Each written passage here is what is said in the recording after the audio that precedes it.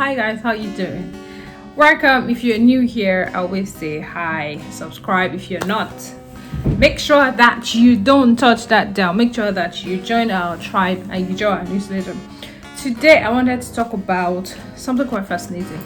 I wanted to talk about how to strategy for video marketing. I know it could be so much work. Like sometimes it's a lot of work, especially with social media. There's always something new. Like how do you keep up with the Joneses? And I do agree that they're actually, and I don't think it's a bad thing to be ahead of trend. Like it could help your business depending on how keeping up the Joneses you want to be, but so let's dive into it. First of all, we're going to talk about how to start video marketing. I know a lot of people come and say, hey Labi, what's up? I want to get into digital marketing. There's nothing wrong. I mean, the excitement is always there, but I always tell people try to have a strategy. So the first point is, let's just dive into it straight. No fluff. There are different types. There are different social media now. There's a TikTok video. There is Instagram stories. There is there's Instagram feed. There are so many of them that is just so difficult to keep up. And there's even YouTube video. Even being on YouTube is like a whole lot of work. It's a whole lot of energy. Is it really worth the time and investment? Sure it is. Trust me, it is. It takes a while, but it is worth the investment. And you want to know that how do you start video marketing? Number one thing I always say is you need to pick your content pillars. So what are content pillars? Pillars, are you known for? Are you in the fashion industry? And then there's touch it challenge right now, and it's basically like a fashion trend whereby you take a picture and then in a slow motion and then you show us like different outfits. And then the thing is, I tried to think about that challenge, like how does it fit into my business? And I found out that it doesn't fit. It actually doesn't fit. There is no how, because I'm not in the fashion industry, so I'm not even like my fashion.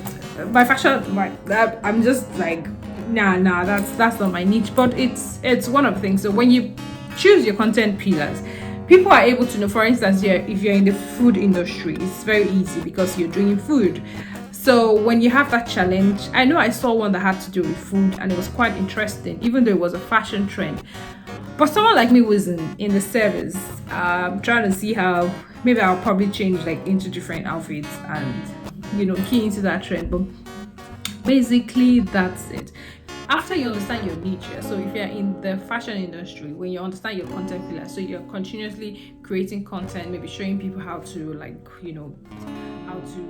design all of those. When you choose your content pillars, then you're able to know that okay, this is the content that I'm creating and this is how this content actually feeds into my strategy. Number 2 is figuring out the content for each pillar. Like I said, so if you're showing us how to use monochrome in your videos, you need to like create a sequence. So if this week is monochrome, next week could be like changing colors and patterns.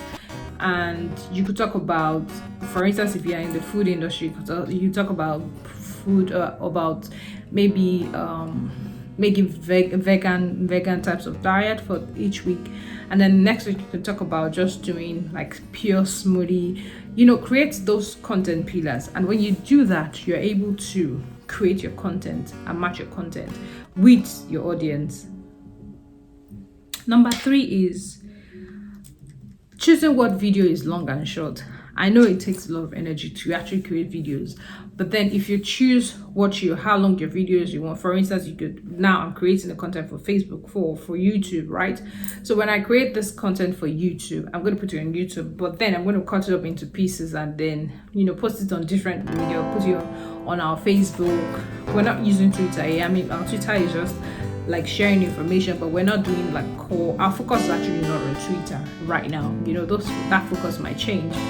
And then when you do that, so you need to know how long a video is. I know there are people that take a whole day to create the whole content for their channel, and when they do that, they now begin to cut it into chunk, and it takes a whole lot of energy. But it's worth it. The return is actually really good.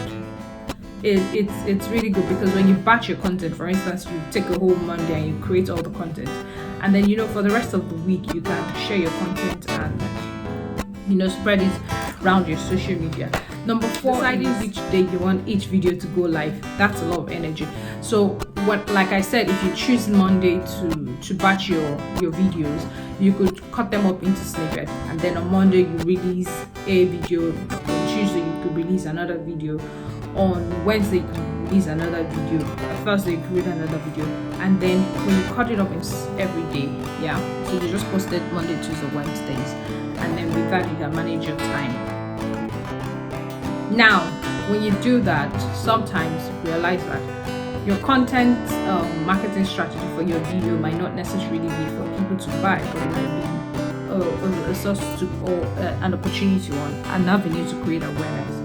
So when you create your product, when people see your videos, whenever somebody wants to buy something, feel like, oh, I know this person more, I've seen this person's video, I think I want to patronize them, and then that's how you get credibility. Simple. It's simple like that, but it takes a lot of planning. You need to plan your time. You need to plan, the content you're dishing out, and so on. So in a summary, you need to pick your content pillars. That's very key. Remember, content pillar is actually very important. Number 2 is your content idea. Understand what your content idea is. Number 3 is choose which video, how long you want each video to last. Maybe it's 2 minutes, 3 minutes. I know for YouTube the videos are actually longer.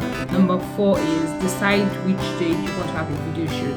So decide if it's going to be on Monday, if you're going to spread it out Monday, Tuesday, Wednesday. Number 5 is create your recording and then hit the publish button. Alright guys, that's it on video marketing introduction. I hope that you're able to learn 1 or 2 things from this short videos. Number 5 is create a recording and edit. Editing is a lot of work. Hi guys, editing takes time. Editing is actually the one that actually takes more of your time. So 6, hit and publish, and that's it. Alright. Another thing you want to do is, for your video marketing, is you want to focus on your audience. You want to focus on your audiences and what's important to them.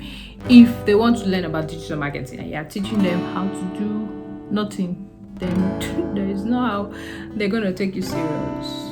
You need to also drive relationship and engagement. That's very key. That's about it about video marketing. That's about it about video marketing. Up until now time. See you. I mean, your girl Labi Tom. So follow me on social media, Labi Tom. That's my personal account. The official account is Startup Mentorship Hub, and then you can learn everything about business and all. Alright guys, up until next time. Bye. Subscribe.